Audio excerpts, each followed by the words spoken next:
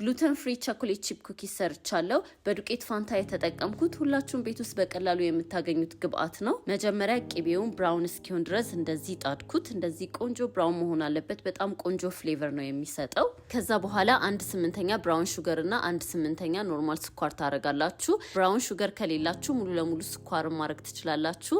አንድ እንቁላልና አንድ የሻይ ማንኪያ ቫኒላ ካረጋችሁ በኋላ በደንብ ታቀላቅሉታላችሁ። እኔ የተጠቀምኩት ጥቁር ጤፍ ነው። 115 ግራም ጥቁር ጤፍ አረኩኝ። ሌላ ግሉተን ፍሪ ለማድረግ የምትጠቀሙት ግብአት ካለ ኮሜንት ላይ አስቀምጡልኝ።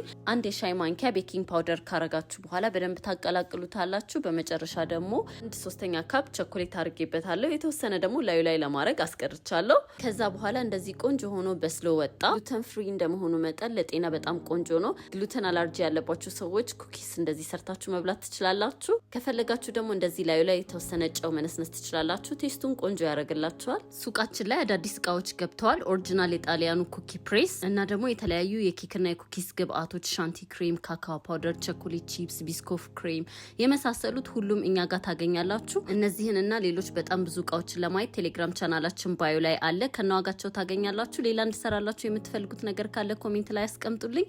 ላይክ፣ ኮፒ ሊንክ፣ ሼር እንዳትረሱ። አመሰግናለሁ።